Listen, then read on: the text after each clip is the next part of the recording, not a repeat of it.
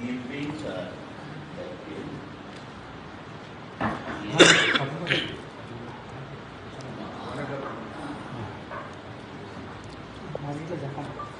అందరికీ నమస్కారం. ఒక్క నిమిషం.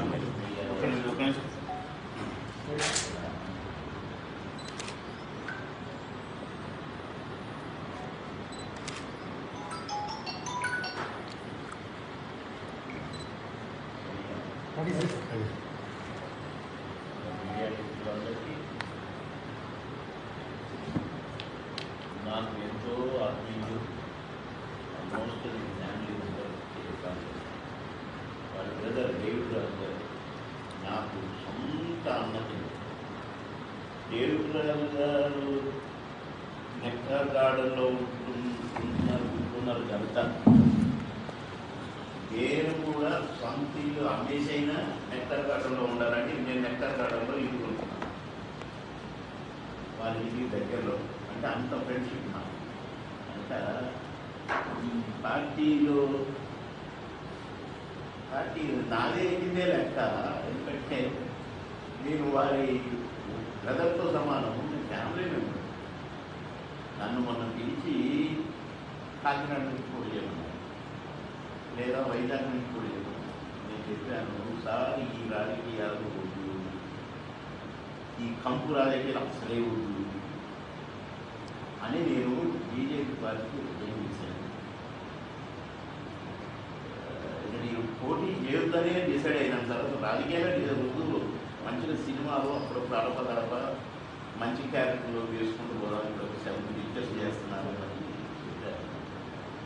చెప్పి అసలు బీజేపీలో పాత్రలు చేయడం కూడా టీఆర్ఎస్ అప్పుడే వద్దనుకున్న వ్యక్తి. ఎందుకంటే ఏమి డ్రామా అది నాయన. నేను ఏం తప్పు చేసింది?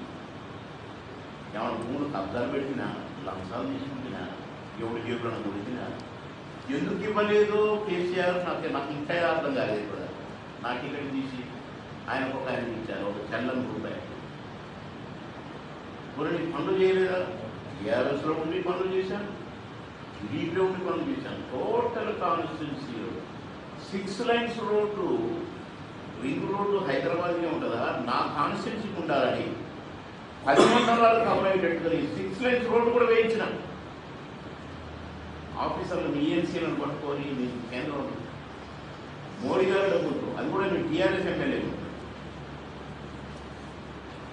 ప్రధానమంత్రి యోజన దాంట్లో 6 లైన్స్ రోడ్ కంది దగ్గర స్టార్ట్ అయితే ఫస్ట్ పుల్కల్ మండలం, తర్వాత అందూరు మండలం, తర్వాత అల్లూరు మండలం, తర్వాత ఇట్లా 10 మండల్స్ కవర్ చేస్తూ వేసిన. అతను నా టికెట్ ఎవరికైతే ఎమ్మెల్యే అతను కనీసం ఒక్క పని అన్నా లేదు. 10 మండలాలలో ప్రతి ఊరికి వాటర్ ట్యాంకులో నీళ్ళు పెట్టినాయి, చెరువులు నింపి వ్యవసాయం నీళ్ళు, సింగురు నీళ్ళు కూడా ఇచ్చిన, రోడ్లన్నీ నీళ్ళు వేసినాయి, సీసీ రోడ్లు నీళ్ళు వేసినాయి, ఇండ్లు నీళ్ళు కట్టించినాయి. అలాంటి నాకు ఎందుకు టికెట్ ఏదో తెలియదు, అందుకని చెయ్యి అనుకున్నాను. కానీ బీజేపీ వాళ్ళు వచ్చారు. నేను అంటారు, ఏమండి నేను టీడీపీలో ఎన్ని సంవత్సరాలు అయితే ఉన్నానో, 14 years 15 years ఎమ్మెల్యేగా, నేను మీ కాడ కూడా వేసుకొని తిరిగానుగా, మిత్రపక్షమే కదా, ఇంకా మీ దగ్గరికి వచ్చుడేముంది? వచ్చినట్టే కదా. నేను నరేంద్ర ఎంపీ, నేను ప్రచారం చేశాను, ఎస్. నేను మినిస్టర్, టీడీపీ బీజేపీ పొత్తేనా, కండ వేసుకునే తిరిగి అంటే కాదు కదంటే నో కండిషన్. నేను వరంగల్ జిల్లాలో పుట్టాను, మా నాన్న అక్కడ టీచర్ ఓపెన్ చేశారు మా నాన్న. కనుక నాకు వరంగల్ ఎంపీగా పోటీ చేయాలని ఉంది.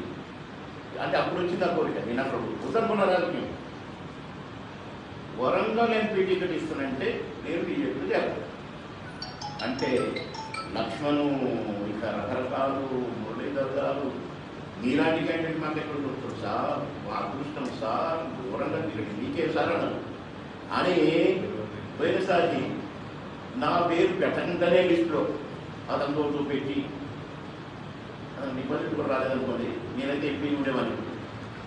ఎవరో పెట్టి పంపారు, నేను వెంటనే ఢిల్లీకి ఫోన్ చేశాను, ఏంటి వాటిని తీస్తాను అడిగారు, లక్ష్మణ్ని తీసి పారేశారు. సరే ఇవన్నీ జరిగినాయి. వద్దురా నాయన రాజకీయం అని నాకు మళ్ళీ ఎమ్మెల్యేగా పోటీ చేయమంటున్నాను. నాకు చిన్న డౌట్ వచ్చి వెంటనే ప్రెస్ మీట్ పెట్టి మరీ చెప్పాను, నేను ఎమ్మెల్యేగా పోటీ చేయట్లేదు, నాకు ఎమ్మెల్యే వద్దు, ఎవ్వరు కలిగించుకోండి అని కూడా చెప్పాను. అప్పటికి 2 లిస్టులు వచ్చినాయి. 3వ లిస్టులో నా పేరు అనౌన్స్ చేశారు. ఎంత దుర్మార్గం అండి ఈ రాజకీయ పట్టణది, ఇచ్చకుండా రాజకీయం ఉడుకుక్కల రాజకీయం పెట్టి మళ్ళీ మీకు ఎంపీ టికెట్ అన్నారు. అది నీకే కానీ అది ఇప్పుడు కాదు కదా, ఇప్పుడైతే నీలాంటి క్యాండిడేట్ దొరకట్లేదు మాకు అని పెట్టాను.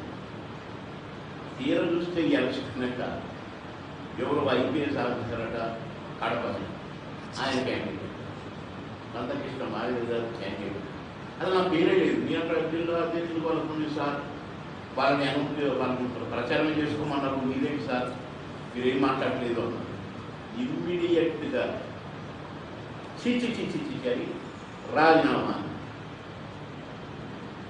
సరే సార్ కలుగుతామని సార్ నాకు ఎప్పుడు ఫోన్ టచ్లో ఉంటారు, ఫోన్లు చేస్తారు సారే పాపం. మా అనుమానం చెప్పాను కదా, సరే సార్ ఎంపీగా పోటీ చేస్తున్నాం సార్ నాకేమవుతుంది సార్, నేను కాకినాడ వెళ్ళాను, అసలు ప్రచారం చేయకుంటే ఎమ్మెల్యే అయిపోతుంది, నాకు వద్దు సార్, నేను మీకు ప్రచారం చేస్తాను. తప్పకుండా పోయి ప్రచారం చేసాం, పెట్టవు పంట వేసుకోవాలి, దాని వేసుకోవాలి. నేను ఆగిన పెట్టాలు సర్వస్సులు ఉన్నాయి కదా నా దగ్గర, ఏ పాలు దాని కోసం ఏమైనా చేస్తాను, అది వేరే విషయం. ఎక్కడికి రమ్మంటే అక్కడికి విజయ్ నుండి కూడా నేను షూటింగ్లో ఆఫీస్ వెళ్ళాను సార్తో. కానీ ఒక కోరిక తీరలే. సార్ సొంత ఫ్లైట్లో వచ్చినప్పుడు ఆ ఫ్లైట్లో నేను కూర్చోవాలనుకున్నా కానీ నేను ఇక్కడ లేదు. ఫ్లైట్ పోయినాక హైదరాబాద్ కాదు సార్, వెళ్ళిపోయినాక రిటర్న్ అయిన తర్వాత ఒక తమిళ షూటింగ్ అలా. సరే సార్ వరదలు అందరూ చేశారు, దానికి టైం ఉంది. కానీ నేనైతే రేపు, ఎందుకంటే నేను అక్కడ పుట్టాను. నేను ఎర్రపల్లి దయాకరావు గారికి ప్రచారం చేసినప్పుడు ఆయన ప్రచారం అంతా నేనే చేశాను సార్. చాలా నా తమ్ముడు గెలిపించాడు, నా తమ్ముడు ప్రచారం చేశాడు. మొత్తం ఎంపీ కాన్ఫరెన్స్ మొత్తం నేను ప్రచారం చేయాల్సి వచ్చింది.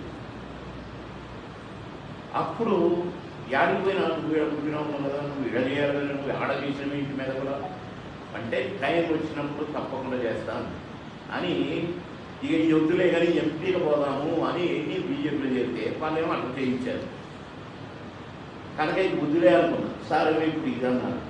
సరే కానీ ఎట్లయినా నాకు ఎట్టాలో ఎంపీగా పోటీ చేయాలని కోరుకుంది కదా. కనుక దానికంటే ముందు కేపాల్ గారు ఎంపీ అవ్వాల్సిందే వైజాగ్ నుండి. వారి దగ్గర ఎంత నాలెడ్జ్ ఉందో నాకు తెలుసు, ఎంత ఉపయోగమైందో నాకు తెలుసు భారతదేశానికి. రేపు వైజాగ్ నుండి వారు ఎంపీగా ఢిల్లీలో అడుగుపెట్టి ఎన్ని నిధులు తెస్తారో నాకు తెలుసు, ఎన్ని కోట్ల ఉపకారం జరుగుతుందో ఇండియాకి నాకు తెలుసు. మోడీ గారికి, నడ్డా గారికి, వీళ్ళందరికీ రూపాల్ గారి వారి దగ్గర కూడా నాకు తెలుసు, అమిత్ షా గారికి వీళ్ళకి. కనుక వాళ్ళు సార్ కనుక ఎంపీ అయితే బ్రహ్మాండంగా వాడుకునే కెపాసిటీ ఇప్పుడు నేను చెప్పిన పేర్లకు ఉంది అమిత్ షా గారి వీళ్ళందరూ. కనుక డెఫినెట్గా ఉపయోగం జరుగుతుంది. కనుక అందులో నేను ఫ్యామిలీ మెంబర్ని నేను పనిచేయాలి తప్పదు. కనుక నేను ప్రచారం చేస్తానన్నా. ఇప్పుడు వాళ్ళు పోటీ అనౌన్స్ చేసి పారేశారు. సరే ఓకే సార్, నేను వేరున్నాను సార్. కాబట్టి సార్కు ధన్యవాదాలు తెలియజేసి ఫుల్ స్టాప్ పెట్టిన నా పొలిటికల్ మళ్ళీ రివోక్ చేసి ఫైల్ ఓపెన్ చేశారు కాబట్టి ధన్యవాదాలు తెలియజేస్తూ నేను మీకోసం పనిచేయడానికి ఎల్లవేళలో రెడీగా ఉన్నానని తెలియజేస్తాను. మీ అందరికీ కూడా నా ధన్యవాదాలు తెలియజేస్తున్నాను. ఇంకా విపులంగా నన్ను ఏమన్నా అడగాలనుకుంటే సపరేట్గా మీ ఛానల్ రెడీ నరసింహరావు నల్గొండలో పోటీ చేశారు.